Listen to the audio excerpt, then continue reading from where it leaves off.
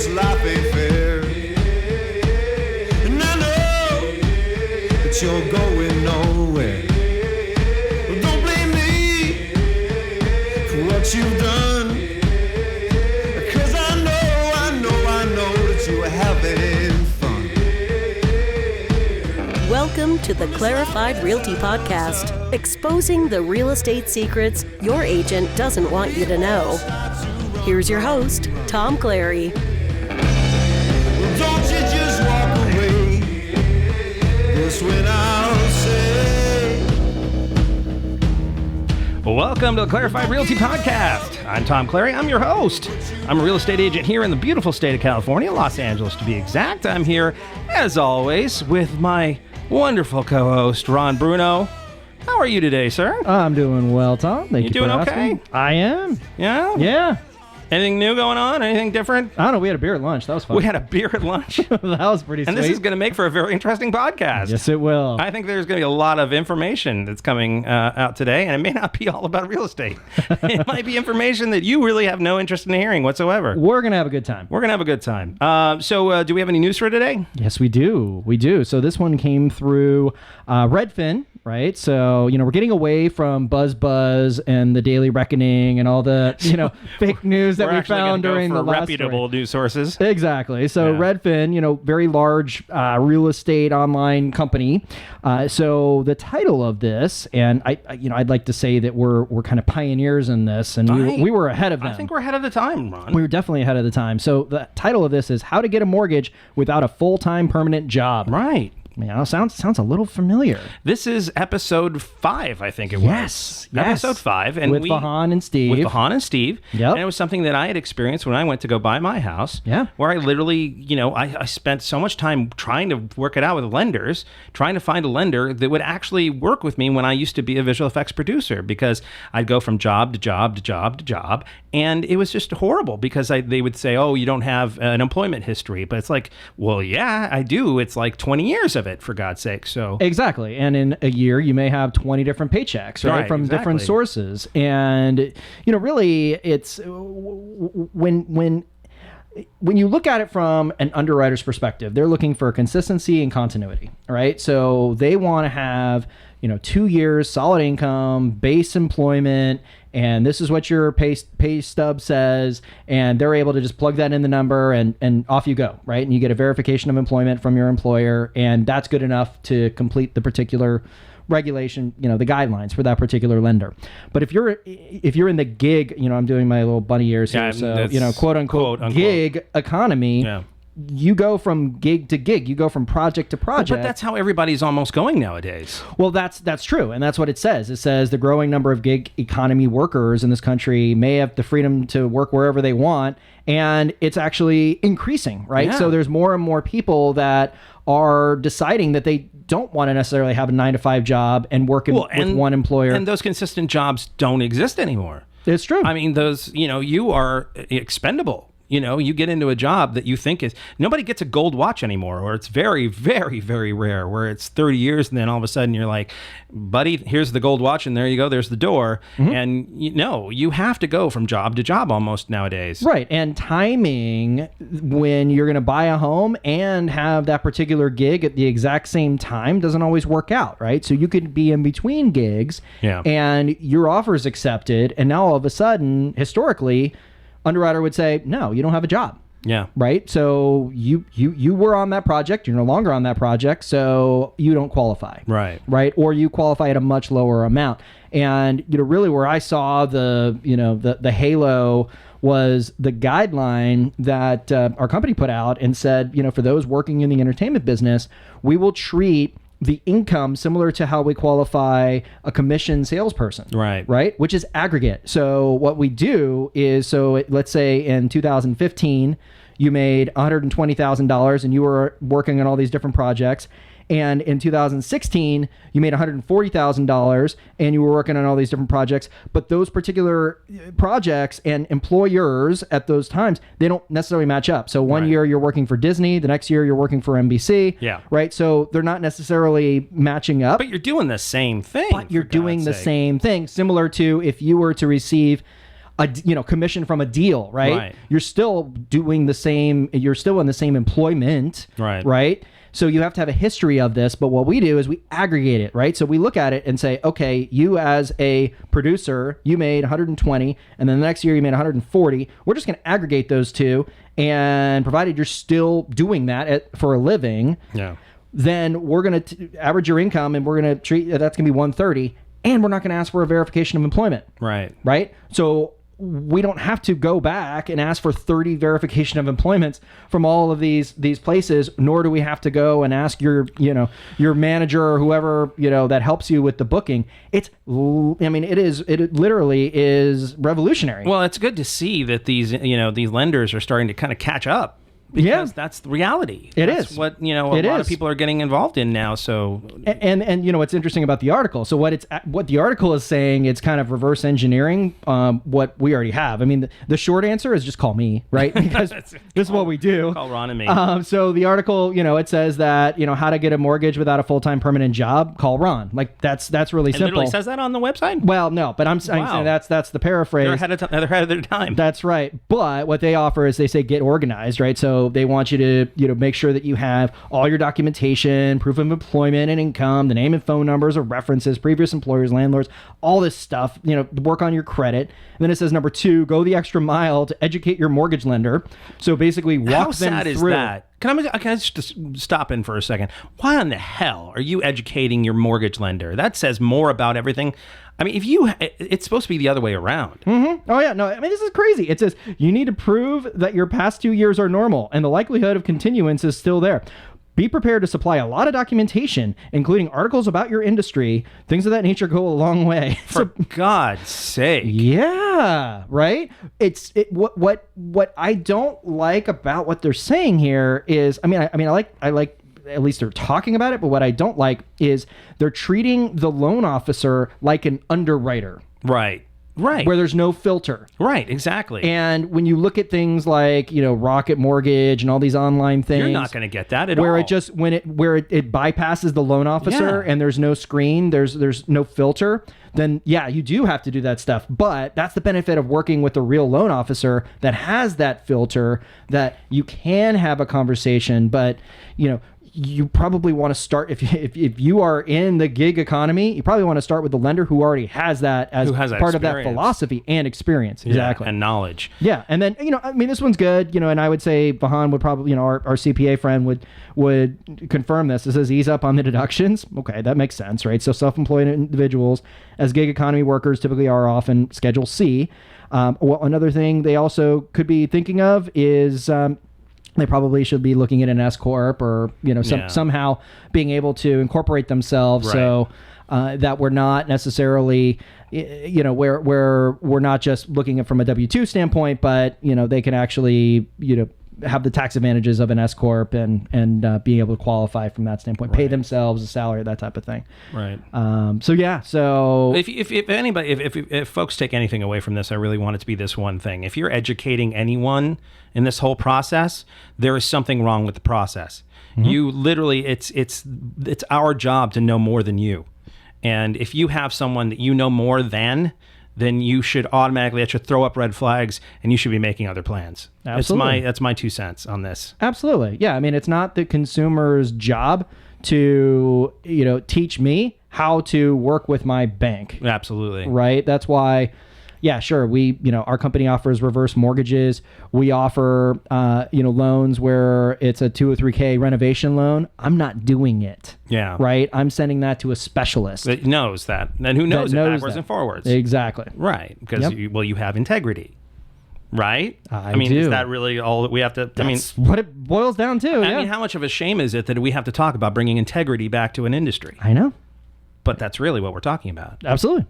Anyway. Yeah. All right. Well, thank you very much, Ron. My pleasure. I really appreciate it. Yeah. So we got ourselves a special guest today, and I mean special. I better say special because very special, very, very special. We're here with my lovely wife, Julie Clary. She is an estate planning attorney, does wills and trusts. She's had her own office for over 10 years now. I have to say that I'm actually a very lucky guy in that when I talk to folks jokes about what my wife does, I actually have no hesitation. I have no, not the slightest bit of issue with telling them how amazing she is at what she does. It amazes me every day. I can't tell you how just every day I'm kind of floored by how great she is at what she does. And I just want to say thank you for coming, hon. Hi, hon. Hi there, wow, darling. That's a really nice introduction. Well, Thank it is, you very but much. it's true though. I don't think I say that enough. We had a special moment right now. Yeah, that was nice. Thank you. Yeah, absolutely. We got to have more of those. Yeah. So we were going to talk today about. Oh, I have to interrupt because, What? well, okay. So first of all, we have an episode where I think it was a rant of yours, right? That was Tom? one of my rants? I think it was one of your rants. It was negotiation, right? And you told a story about the two of you when you went downtown and you guys I remember this. were haggling and bargaining over a wedding ring. Right. And I mean, that's one of my favorite stories. So I mean, now that we have Julie on, I want to hear it from your perspective of what that day was all about. Wow, that's an interesting Oh my one. God. All right, go ahead. Seriously? Yeah, go ahead. I mean, why not, right? Inquiring minds want to know. Can I just really briefly, just so everybody kind of understands where we're coming from, is that I had never negotiated before, and this is what the story is. I never negotiated ever before, like ever. My family, it just wasn't something that we did. And we were going to go down and get our wedding ring, my wedding ring, I should say, not hers. She already had the engagement ring and all that. And she looked at me and she said, "You are going to negotiate. You are going to," and I'm like, "No, I won't do it. I refuse." And so take it from there, basically. I think it was just a general philosophy difference. I mean, we had been raised in completely different environments. Yeah. I mean, his environment was, you walk into a store, there's a price tag on it. That's the price you're expected to pay. And, you ante up the money to purchase that item. And you roll over and take it. That's what you do. My family has a completely different philosophy Yeah, on you life. think? I grew up where, we standardly went to, I don't know, even if you've ever gone to a farmer's market, you go and... I've been to the silk market in Beijing, so I know. Exactly. Yes. Exactly. You Yes. go over and you go look at it and go, hey, how much is that? Oh, that's too much. Or, oh, no, maybe that's not the right color. Maybe I want it in a different color. Or maybe I want a lot of it. And then you're going to give me a better deal on that particular item because I purchased more from you, or I brought friends to purchase from you, Yes. or whatever the negotiation I'm getting nervous just hearing tool this. is that you're using for that item. So I grew up with parents that you started with negotiating to determine what the price of the item was. So I just kind of have always been that way. And so when I met Tom, and he explained his philosophy in life about negotiation to me. Well, I don't know about his- philosophy. It was his just basically how I've been standard brought up. of being. Yeah. With regard to negotiation, I was kind of surprised, taken aback. I thought it was unusual, and then we had a kind of an ongoing debate about whether or not it actually is effective. Was he right that when you walk into a Are you really going to get anything? they walk into Seriously, a are you brick and really- mortar or Well, whatever? let me ask you, when you go to Macy's, do you negotiate?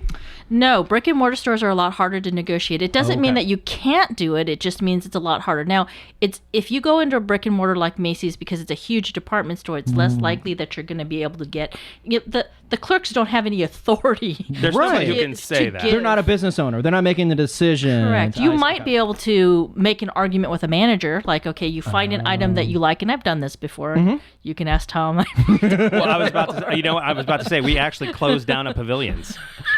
No. We think that we were the reason why pavilions closed down, because we found an ad for short ribs, and we thought, oh, we're gonna get a whole mess of short ribs because I think there was something wrong with the language in it or something the attorney took over, right? Oh, We were- my God. We were doing a big Christmas dinner for a lot of people, and we found an advertisement in a grocery store paper, which he now told you which store that was. Right?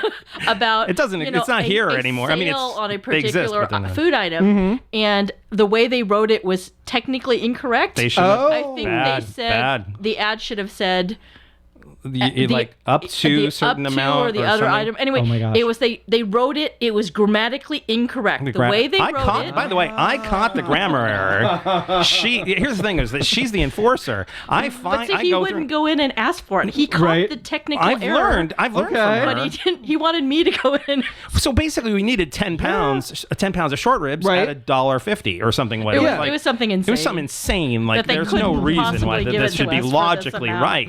Right? Like, I mean, and they're giving these looks, but she's And like we the went tank. in and She's a talked Panzer to tank. the whoever we were talking to in the Right. department. They're like, we can't do this. Well, this of course isn't the not. price. We can't I do go, that. But it's written in your ad. You have So it. you are misrepresenting. Oh. It is written in the ad.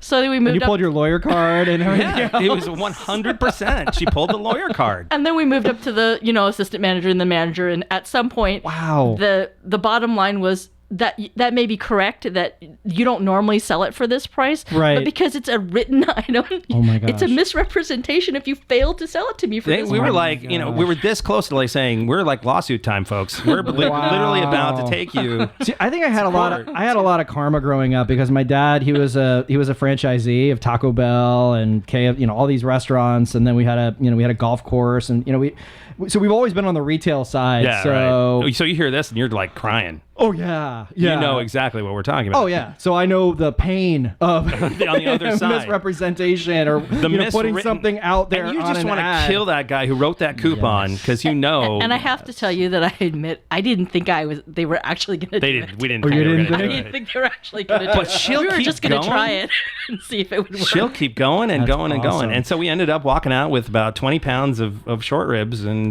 For some outrageous and price. then 3 months later the pavilion's closed down. So we Oh go, my God. we know that it's us. We knew Oh we my did God. it.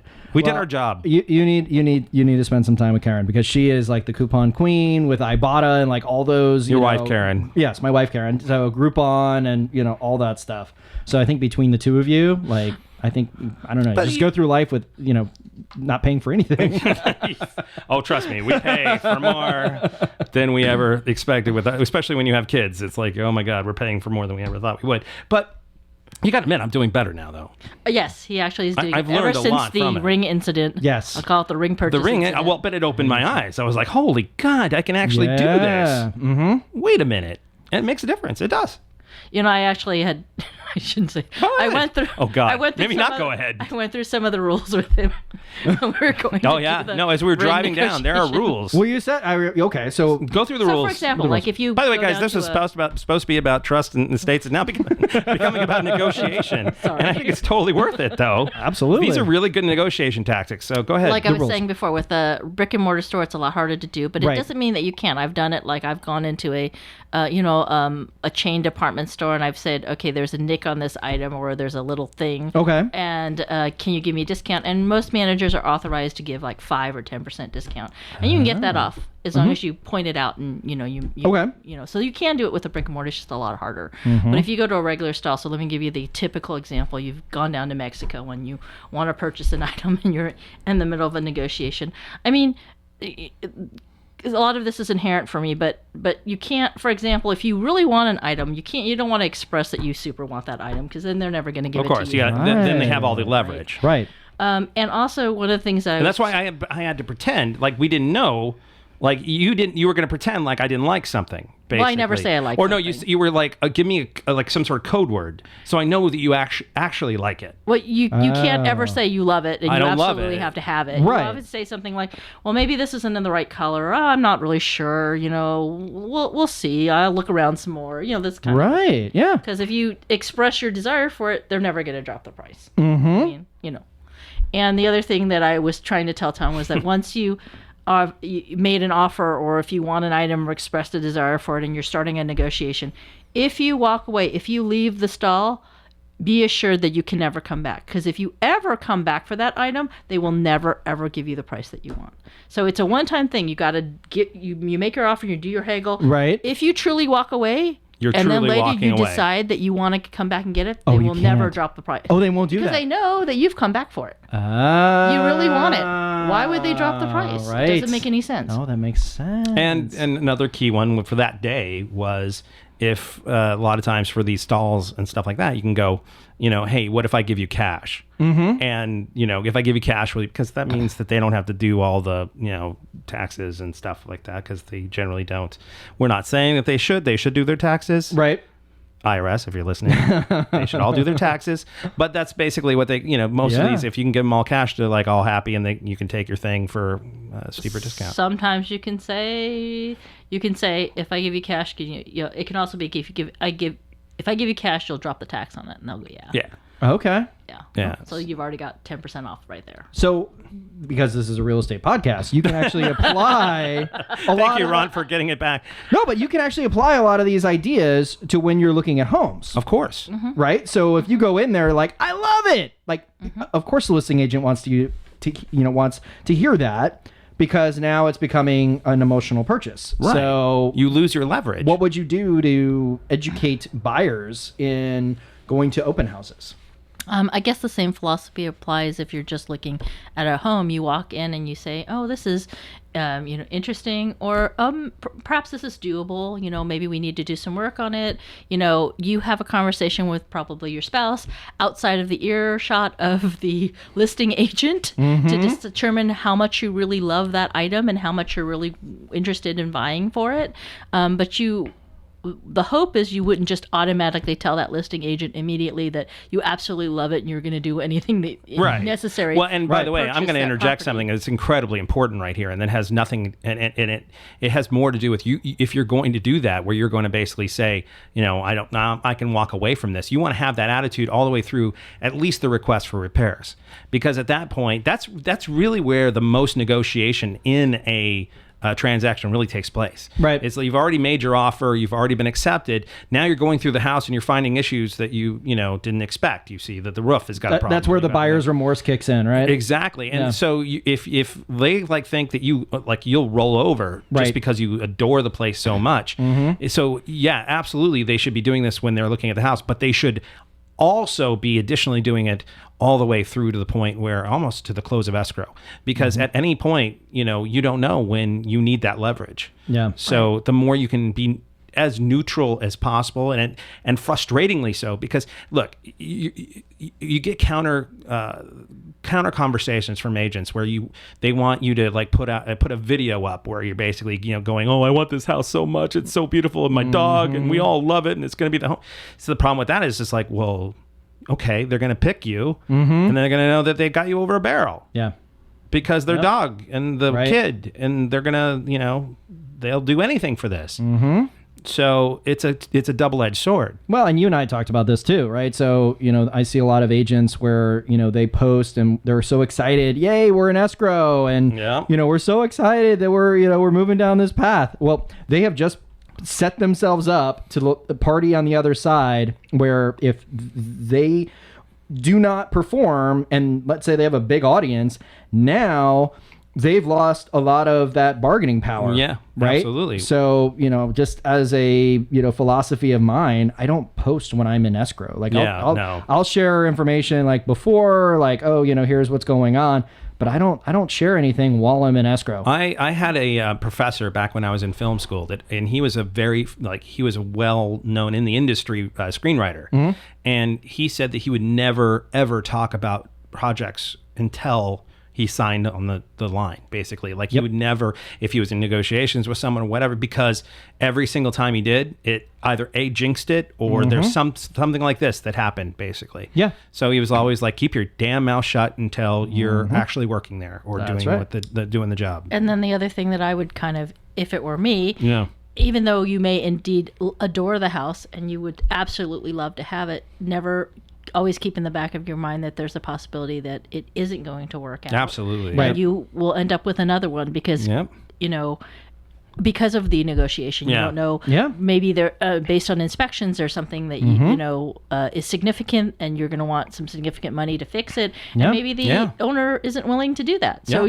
there's always the possibility you're not going to have it. You might love it, you Yeah. might want it, but And that's a tough line to toe, because they're at the same time, you know, these people are going to be living in that house for 8 to 10 to 12, 13 years.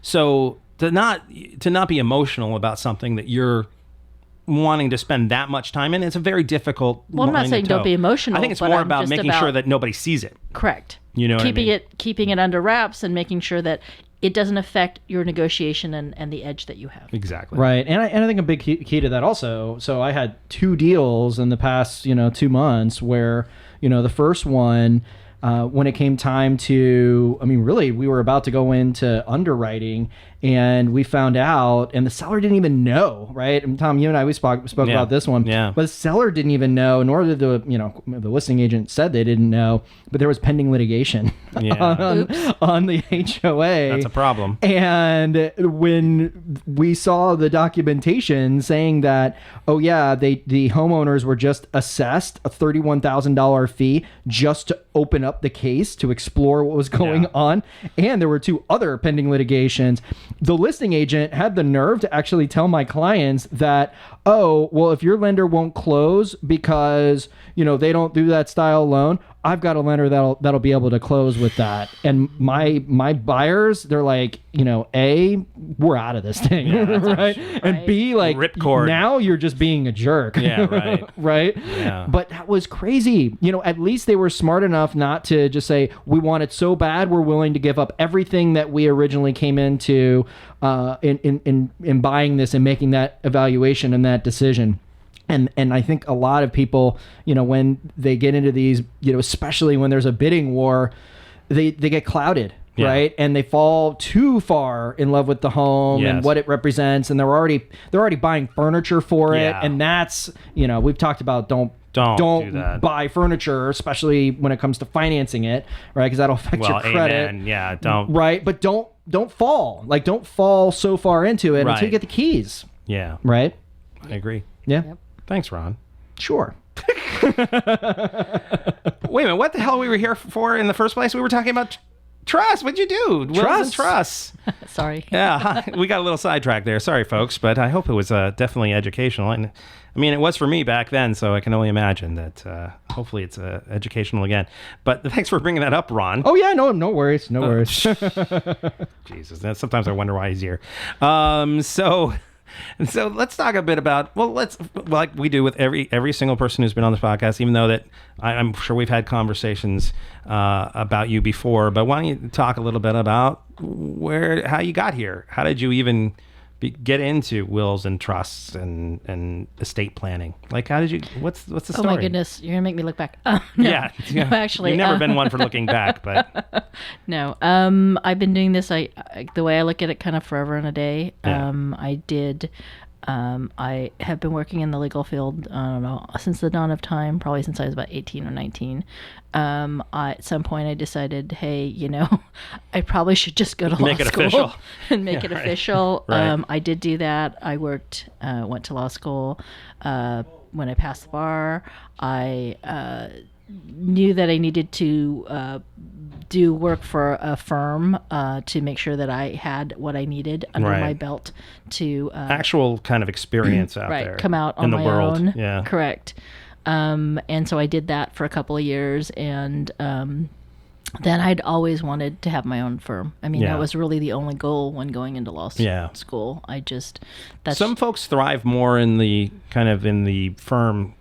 Yes, arena. It's all based on personality. You really have to be a certain personality to be able to want to be on your own. Yeah. And other people are just more comfortable in a firm environment. Yeah. But that's not my background. My parents had their own business. Right. So for kind me, of the entrepreneurial spirit. So for me, it was very logical for me to step out on my own and do that.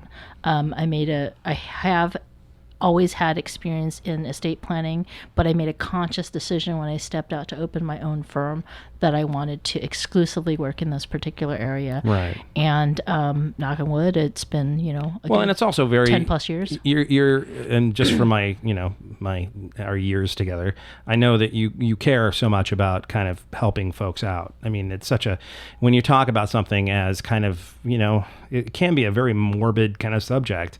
And talking about things where people are kind of in an area of their life where they might be scared, and you really care about helping them out. Well, I think for me, the joy of what I do is being able to assist people, usually sometimes when they're in a hard time, when someone has passed, when there's something going on. But I also have a lot of joy in the planning part of it, because the planning part of it is like nothing's going on. They're just doing some planning. Yeah, you hope, right? They haven't reached that point where they got a bad diagnosis or something like that. Right. And so that's a lot of fun. Yeah. It's always, as with any, you'll ask any lawyer, there's always when people start fighting. And that's when you go, okay, now we got to try to break it all down and get everybody to stop the crazy. Yeah. Well, I think that in order to, let's start the conversation with, okay, I've just bought a house, and I think and we're going to kind of try to keep this as centered on real estate as we can. I've just bought a house. So why do I even want to put it in a trust or to, do that? Why do I even care? Well, the hope is that in all likelihood, you have someone you care about that you want your things to go to. Right. The presumption is, perhaps your kids. Right. And if the way the law is structured in California is that if you if you only have a will, or you pass what we call intestate without any papers whatsoever, in order for those assets to transfer to your loved ones, they're gonna have to go through a probate. So they would have to go to court. They would have to go and spend money, additional money. It is probate is a court-monitored process by which the assets transfer to your beneficiaries or heirs if it's intestate, which is with no papers. It is unfortunately in California an expensive process. It's based on the fees are based on the size of your estate. So the bigger your estate, the bigger the fees. Right. The fees can be quite expensive. Absolutely. Yeah. So the reason why you'd want to do a document like a trust document is because it allows for the smooth transaction, the smooth giving of your assets to your beneficiaries without having to go through the expense and the time, because I'll tell you in LA County, you're not going to get a probate through in less than a year. Yeah. So, and there was a time when the courts were even more jammed, and it was much longer than that. So it's a year that basically your family's going to have to deal with this pain in the butt, basically. Correct. So for one of the things that I always think about when we talk about real estate is, okay, so someone has a house and they pass, it's in all likelihood they still have a mortgage on it. Yeah, okay, so it doesn't mean that the mortgage holder isn't going to go, hey, you owe me money, and I know that the person's passed, but guess what? We're going to come take that property if you don't, give us our money. So what happens in on those a monthly circumstances? basis. What usually happens? I've done it, if you open a probate in a timely manner, usually you can talk to the mortgage holder and say, hey, look, come on, this person has passed, and let's be reasonable here. And I've done that on a number of occasions. I've called, mortgage holders that are now in arrears of several months because the person has passed and said, come on, let's be reasonable here. But that doesn't mean that you don't incur fees. Even if they acquiesce and say, okay, you're 3 months behind, I get that the guy has passed, and I'll be happy to, we'll hold until you get your letters, which is that someone steps up and is administering the estate. Right. But that doesn't mean that all the penalties and fees that occurred for your failing to pay on time does not still continue. So but that doesn't happen with a trust, though. No. At the end of the day, when the estate is, ready to settle, you still got to go back and pay all those bills. Yeah. Don't get me wrong. Right. The analogy.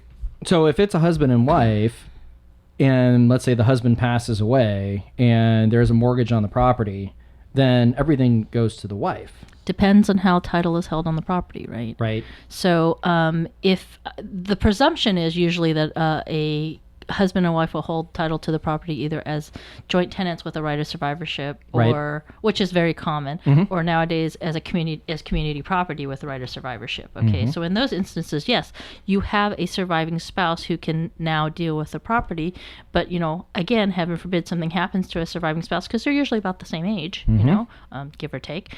Something happens to a surviving spouse, you're trying to look to avoid having this probate process hit them, why they want their house to go to their kid or their, whomever. Right. So that's kind of the, what we're really hoping to avoid by structuring estate planning. The analogy I like to use when setting up a trust is it's almost like setting up a corporation, in the sense that, you get to pick. You create the trust, i.e. the corporation, and then you get to pick who your successors are. So if heaven forbid something happens to you, your spouse can take over the stuff. Something happens to the two of you, perhaps you've designated your adult son or daughter to take over. And because you have this designation, you have someone who's going to step up and take care of all the business that happens when someone passes. The court says, okay, I'm not going to get involved in it because you've created a legal instrument that's going to allow someone else to step up and take care of this business. And thereby, we're not going to get involved unless... Why would we have to? Right, unless someone starts fighting. Right. Right. So in that event, you're back in court. Right. But for the most part, when someone has set forth their desires in a straightforward manner, the hope is that doesn't happen. Yeah, right. Yeah, and I mean, I actually had a case where it was pretty interesting. It was husband and wife, and, they both were going to go on title together, but they insisted, even though the wife had a lower credit score, they insisted that she was also on the loan, because if anything were to happen to the husband, that she couldn't qualify on her own. So, I mean, what would have to happen is obviously that mortgage holder would have to, they would have to know that the person has passed. And the only way they were to know is if they stopped making payments. Correct. Right? Right. So, but I thought that was really interesting from that perspective, because they both were on title together, but they were adamant about it. And they actually had a lower rate as a result of it, but that's their comfort, right? So you do what the client asks you to do. But I mean, from your perspective, have you ever seen that happen where you have, one spouse that is on the loan solely, and then all of a sudden they pass away, and then now you have the person who, yes, they have the property, but then they either have to, refi on their own, or something even worse happens? Well, I think it kind of depends again on how title is created at the time that the loan has occurred. I've had it happen where one spouse qualifies for the loan, obviously because they have better credit or whatever, right. And so the loan is taken out in one spouse's name, and then what we can do is we can do a trust for the two of them because it's still going back to the two of them. Right. Usually the mortgage company can be okay with putting title to a husband and wife, even though only one of them is the person who's qualified for the loan. Is that not correct, Ron? Yeah, that's correct. Okay, so usually we can do that. Yeah. But once in a blue moon, I'll get somebody whose sole spouse, one spouse has qualified for the mortgage, and then they put the house entirely in their name. Right. Okay? Right. So I've had instances where I've created joint trusts for the two of them, put the house in for the benefit of both of them, and it's been acceptable that if that spouse whose income was the founding of the one that right. got mortgage, it going. Yeah. the surviving spouse is still holding that, or still able to, as long as they pay the mortgage. Right, is still exactly. able to yeah, hold I mean, that's the key, right? That's Right. yeah, that's the whole thing triggers and goes downhill when you stop paying the mortgage. Correct. Is able to hold that property in the trust because it was created for the two of them, and it was funded by the person who was the holder of the loan, holder of the mortgage, and that turned out fine. And the assessor's office is fine with that as well. Oh, it's good. So yeah, we can do that. I like it. No, I mean, I think it's a good alternative. If there's someone where they're, let's say bringing that other spouse on the loan, where okay, it kind of throws everything off. You can settle that after the loan closes. You just talk to the servicer, find out, exactly how that all works, and then you set up a trust structure where, the home's is titled this way, because you could always do things after the fact, right? Correct. Yeah. Correct. We just want to make sure that we don't trigger any, Throw up a do on assessment sale and clause stuff. or any of that stuff. Right. So we want to make sure that there isn't. The loan holder doesn't go, hey, you transferred it out to a wholly different entity, right. and there's an issue. Right. Got it. So, yeah. Yeah. But usually between husbands and wives isn't an issue. Got it. So in terms of, the process, so I come in, I sit down here at your lovely conference table, and what kind of information do you need to know? Like what do people need to figure out before they start this? Well, usually if someone says they want to come in and do a trust and we have a conversation about it and they seem to be a good candidate, honestly. What's a good candidate? Good candidate is anybody who owns a piece of real property. That's pretty much it. So if you own a piece of real property, this is good for you. Right. Yeah. Because the best way to transfer a piece of real property to your beneficiaries would be through a trust, honestly. So I would say to them, hey, I need some basic information from you. I usually give them a questionnaire, ask that they fill it out. I try to keep my questionnaire pretty simple because I've seen some that are incredibly complicated, and people don't like to fill out forms. I get that, and I'm sure Ron totally understands what I'm talking about. Except for the millennials, they like to fill stuff out all the time online. We got to move it. Yeah, maybe we should move it to online so that more millennials will get on board with their wills and trusts. Exactly. So maybe I'll have you create forms for me. She's looking at me because she knows if it's going to happen. So they come in, and so what do they need? So they need to know who it should go to. I need some basic information from them. Who they are, where they live, all that good stuff. I need to know if you have who your beneficiaries are. Who are they? Your kids? Okay, let's just assume they're your kids. And okay, they're your kids. And what percentages do you want your things to go to them? Right. I mean, most of the time it's equal, but I've seen a number of cases where it's not, and every parent has a very good reason for why it's not. Like, for example, I love this child more. Well, this child has called me every Mother's Day and told me how wonderful I am. This other one does not. They can go to hell. Well, usually the answer for that is they'll go, well, Johnny, during his lifetime, I've given him a lot of money. Yeah, well, that's and so right. Now he's already got his share. He already got his share. That's it. That's probably more and prevalent. Doesn't need it when I'm not here. Right. Or Johnny's a drug dealer, or spendthrift. You have all those clauses. Correct. Right. Well, exactly. And since you just mentioned it, like things mention the no contest kind of clause and stuff like that, like where we want people to not be able to contest documents. I'll put a no contest clause in, which basically says, for example, you can't stop someone from suing someone because you just can't. And it's so funny. Everybody who I've heard talk about this, they think it's like some sort of like shield, like that they can put up. It's like, oh no. My kids will never be able to fight because I have this no contest thing. And it's like, well, no, it doesn't work that way. Anybody can sue for anything. Well, yeah, it doesn't really work like that. The way no contest clause really works is that if, like I said, you can sue anyone for anything. Like I'm looking at Ron here. I don't like the color of his shirt. Can I sue? I don't either, Absolutely. by the way.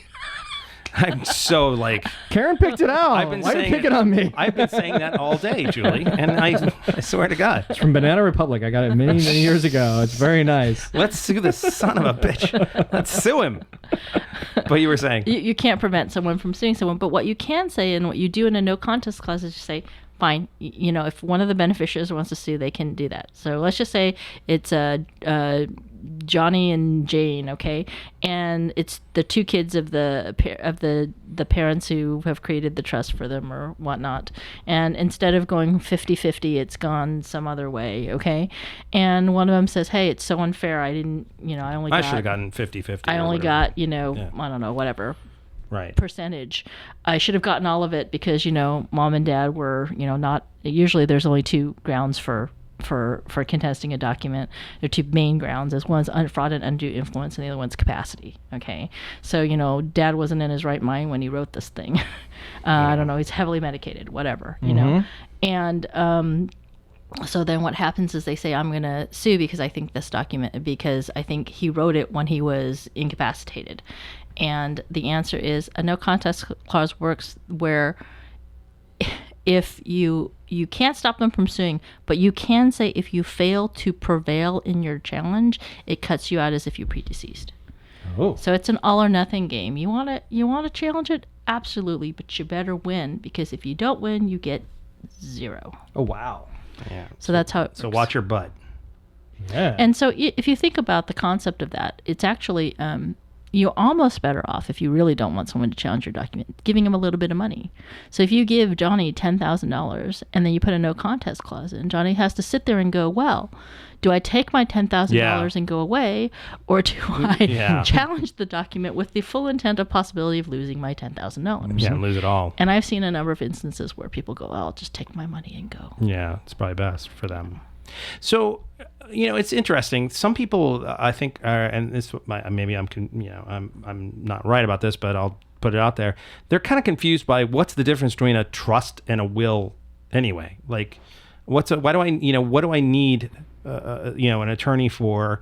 If I can go and write my last will and testament, I therefore those, yes. And in California, you can totally do a holographic will. A holographic will is a handwritten will written entirely in and it has the to be testator's. handwritten. Oh, it has to be entirely handwritten. Okay. In the testator's handwriting, and as long as it looks, there are certain provisions, but as long as it basically is clear that it's a will, that you've signed it, you've executed it, it's dated, and it says it's your will, then, the court will probably honor it. Right. The problem with having a will, as I said earlier, or a dying intestate, which is having no paperwork whatsoever, is that both of those require you to go into court and go through a full-blown probate. So you still can't avoid the probate process. No, having a will does not avoid a probate process. It just allows you to say where your how you want your stuff to go if it's not to your natural heirs. Right. And if now, does a trust handle the kind of, if I die, my kids go to these people and whatever, that kind of thing as well? Or is that's in the will? Or yes, you can say that in a will, but you can say that in a trust too. One of the things that I always hear you say is there's the pour over will. Like what is that?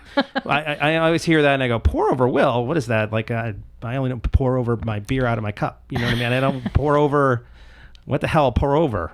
Well, generally, in an estate planning situation, when you're doing trust for someone, there are a series of documents that you would do. You wouldn't just do a trust for someone. If you want to do a comprehensive estate plan for someone, you do a trust, you do a pour-over will, you do advanced health care directives, you do powers of attorney. I will do also a general assignment, which is kind of a backup instrument to make sure that items get where they're supposed to go into the trust, as well as do a deed to transfer any real property. Let's talk about that, the deed, and what the importance of that is. Because you're literally, the ownership of the property transfers into the trust, right? I mean, that's really what you're doing. Once you've created a trust, meaning once they've signed it and a trust exists, then you want to make sure that any real property, because that's really the main purpose of you creating a trust, is making sure that your real property passes to your beneficiaries without the need for having to go through a probate. I will prepare what I call a transfer deed, which is just a deed that says it's moving from your name as an individual or your name as joint tenants, husband and wife as joint tenants, into the trust, the joint trust that I've created for them, or if they're a single individual, the single trust I've created for them. And then we record that deed. And then title changes from how they held it before as husband and wife as joint tenants to their names as trustees of their joint trust. And that's the way the recorder's office and everybody else in the whole world, when you're administering the trust, determines that asset is an asset of the trust. Got it. So, okay, let's say worst case scenario, I die. What happens at that point? Like, how do people, like the beneficiaries? There's no more podcast. There's no more podcast. Exactly. That's it. The podcast's over. Good night, everybody. No, but I mean, what's the steps that folks need to take? Like, grandma died. Now what? Well, I think it depends on whether or not they have a trust, right? Well, let's make the assumption that they do have a trust. If they do have a trust, it depends on the type of trust you have. Okay. What are the different types of trusts? Oh goodness. Well, give me a rough. I know there's plenty of different. There are a number of different flavors. types of trusts, but there are simple trusts. What I call, some people call them sweetheart trusts. That means that you have a husband and wife, and something happens to one of them, the other person just takes over and does whatever they need to do. If the surviving spouse can change or modify the trust or revoke it, then that is still a revocable trust, and the surviving spouse doesn't have to do a darn thing. Okay. Until the death of the second spouse, until the trust becomes irrevocable, and that's at the death of the second spouse. There are types of trusts, for example, I'll call it a bypass trust, where at the death, California's a community property state, so everything you have, you kind of look at as, split in as half. a whole, right? Everybody has one big pie if you're married, unless you came into your marriage with a bunch of, separate properties, okay? So with certain types of trusts, like a bypass trust, at the death of the first spouse, the surviving spouse can only get to spend their 50%, their survivor's share, their 50%, and their decedent's share is set aside. People do it for a number of reasons. The two reasons why, there's for tax purposes, depending on how much money your estate is worth, people will prepare these types of trusts that are a little more complicated, usually for tax benefit. And sometimes people like to do it, I call it controlling from the grave, because certain types of trusts will not allow the surviving spouse to access the decedent's 50% unless they need it for health, welfare, maintenance. So if the spouse who goes first is, or one of the spouses or both of them are afraid that when I pass, my surviving spouse is going to run off and get married to somebody else and spend all the money and not save it for the kids. They would never do anything like that. Then that's when we start preparing the other types of trusts. Right.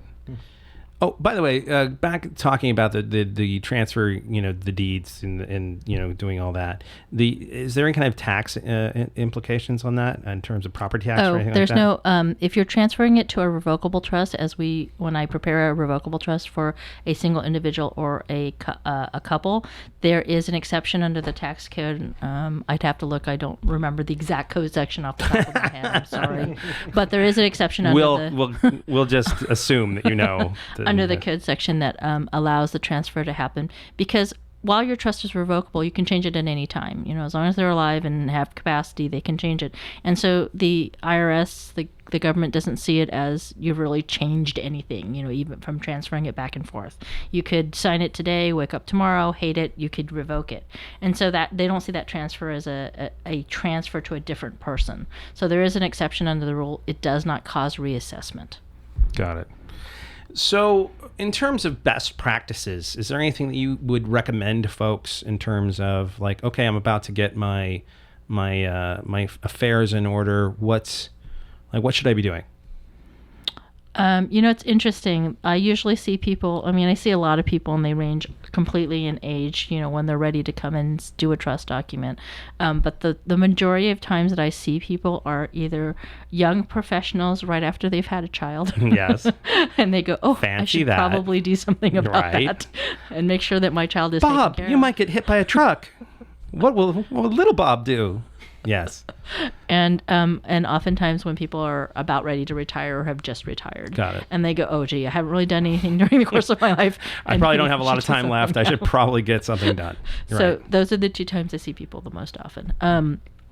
They just need to find themselves a good, reputable trust attorney. Mm-hmm. Sit down and say, figure out, talk to them about your assets, what you have, how much is also a factor, as to what type of trust I'll recommend for people. If you have, oodles of money, I might make one suggestion. If you are more modest, I might make another. It just totally varies. And then It's like tailor-made. It's like... yes. Yeah.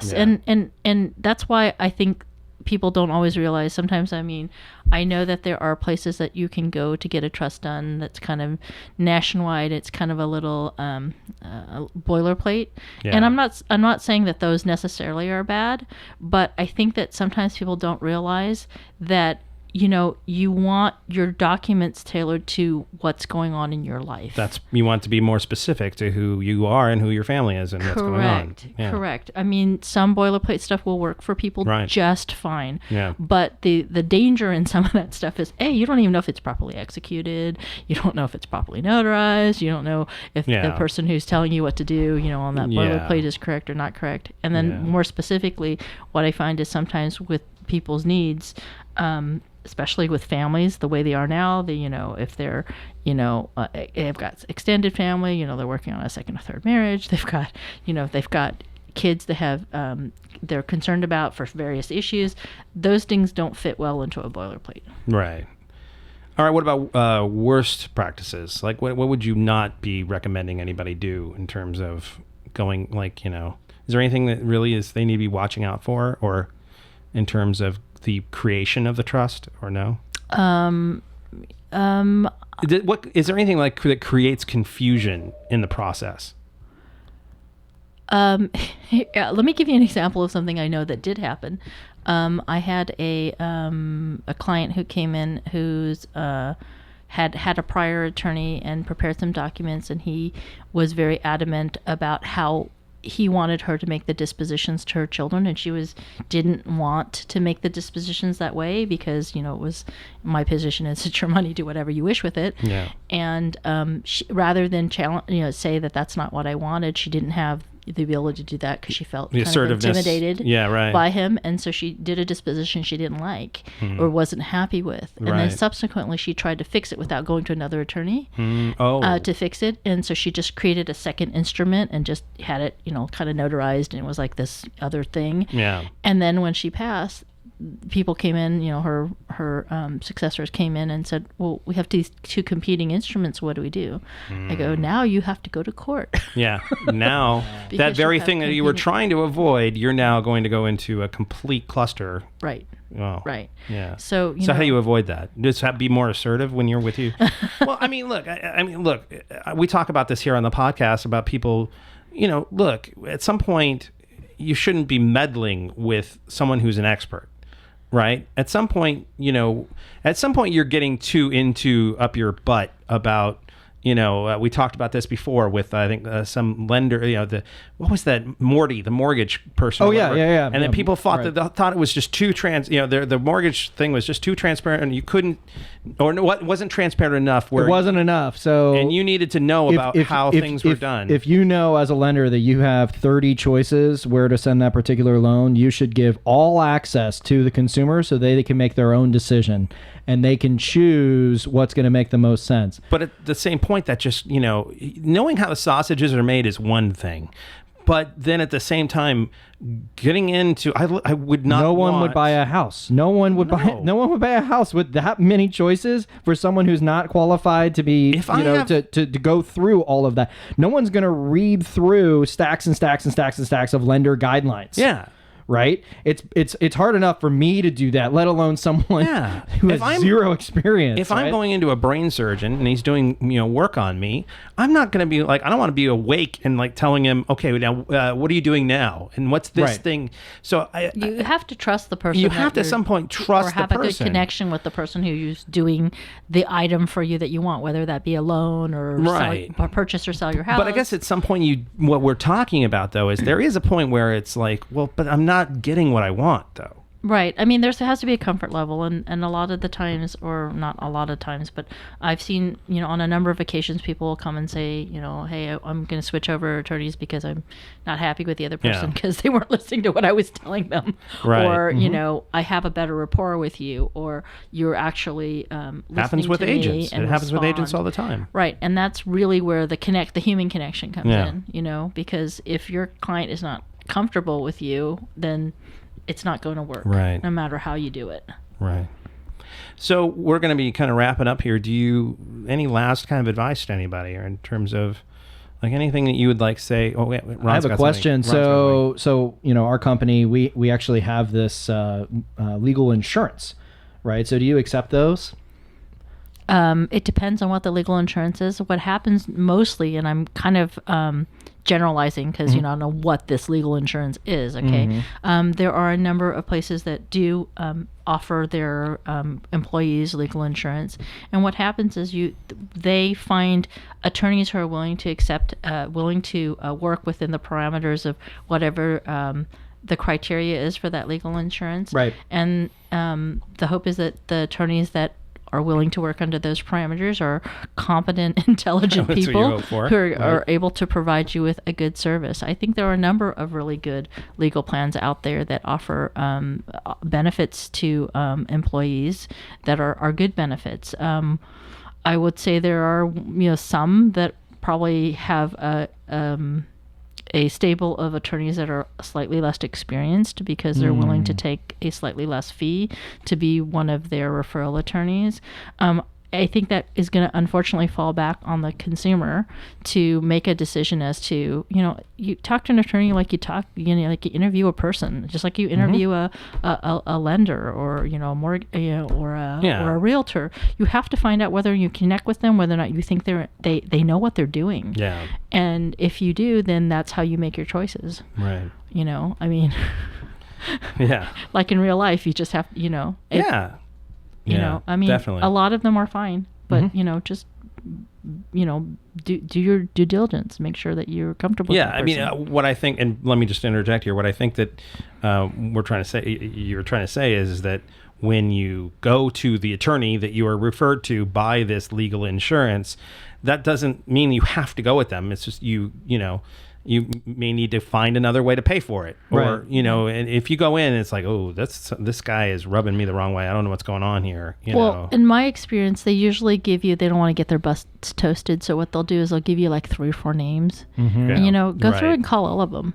and just see, you'll know, some people will know immediately. You'll call them. Did they even call me back. Yeah, Or right. they didn't respond to me. What's or the they didn't response understand like? Yeah. what you're doing. I mean, I've had people call me and go, I need something very specific because I have a child, for example, has special needs. These other people had no idea what I was talking They never, about. done it. It kind of just depends. You'll know. I think a lot of times you'll know as soon as you talk to them. Well, and what's interesting is that we have these kind of general cubby holes that are the estate planning attorney. There's the personal injury. There's the family, right? But there's so many levels within each one of those little cubby holes that makes you kind of go, has this person ever done a special needs trust? Has this person ever really done a, some sort of really crazy divorce, or, something that's, that may not have, there's all these little tiny specialties within the specialty. Right. I mean, as a general, I'm just talking in generality here, is if you're going to a lawyer who's what they call, front door law, where, anything that comes in, they'll take it. Yeah, right. The person... Well, there are agents like that too, by the way. Yes, exactly. Agents, Yeah. and I'm sure there are plenty of, people, That's why lenders I who say do that as well. Oh, yeah. right? I know folks who will do, I'll do land. It's like, well, why are you, what do you know about doing land? I'll do commercial. I've never done commercial I've never before, done but commercial hey. before, but I'll do it. Sure, no Yeah. problem.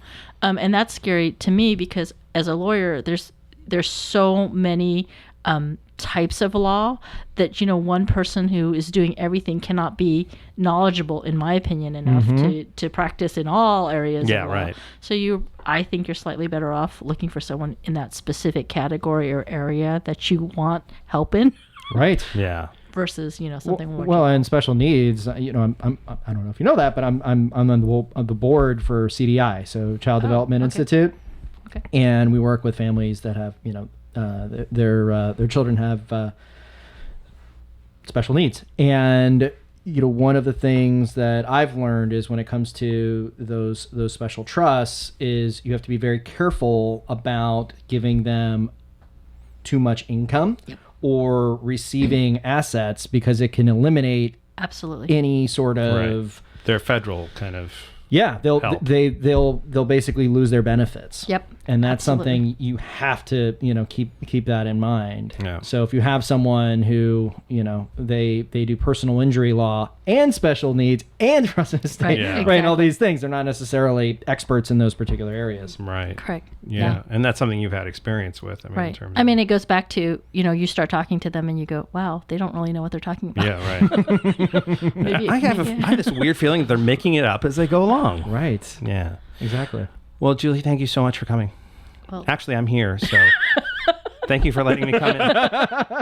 Thank you for letting me come into your office, because if you were coming to me, that'd be one thing. But why don't you go ahead and give everybody the information so that they can contact you if they're out there looking for someone to do their trust. Oh, sure. My office, law office of Julie Clary. I'm located in Woodland Hills. Let me give you a phone number, 818-884-9700, or you can always email me, julie@clarylaw.net. Not com, or it's going to someone else. Some other Clary Law. Exactly. So clarylaw.net. All right. Well, great. Well, thank you so much, hon. I guess I'll see you later. I guess I will. I'm going to go pick up the kids. So. Yeah, I was going to say. All right, cool. All right, well, that's about it for today. If you have any questions or comments, please don't hesitate to leave them for us on our Facebook page, facebook.com/Clarified Realty Podcast, all one word. If you have any questions about real estate or you're looking for someone to help you buy or sell a home, remember, I'm actually a licensed real estate agent. I'd love to help you out, so please email me directly at tom@clarifiedrealty.com or give me a call at 818-335-7662. Don't be shy. Come on, guys, give me a ring. For more exclusive bonus content and advice between episodes, please check out our website, www.clarifiedrealty.com. Also on our homepage, you'll find links to helpful buyer and seller guides that can give you some really great information for starting your home buying or home seller process. So definitely check those out. I'm on Snapchat, Twitter, and Instagram as well. My handle for all three of those are @ClarifiedRealty. Please leave feedback and reviews on iTunes or in the comment section on our page. Come on, guys. We want to hear those comments. If you have any questions or ways that we can make this podcast better, please let us know. My amazing theme song, Hey Now, is from the band Wolf. That's Wolf with 2 Fs. And please go check them out and like them on SoundCloud. They rock so freaking hard, you better have your affairs in order if you listen to them, because if you don't, there ain't no way you're making it out alive. And just a little disclaimer, I'm licensed by the California Bureau of Real Estate. My license number is 01715353. Ron's is? Guaranteed rate, NMLS ID 2611, NMLS ID 558706, California. The advice we give is only for properties located in the state of California. For all other states, please contact your local real estate or real estate professional. Real estate agent or real estate professional. Yeah, them too. Well, that's it, Ron. You good? I'm great. Oh, Jesus. Is it Friday yet? All right. Thanks for coming, everybody. And remember, the greatest thing you could ever do is make someone feel at home. Take care, and we'll see you next week.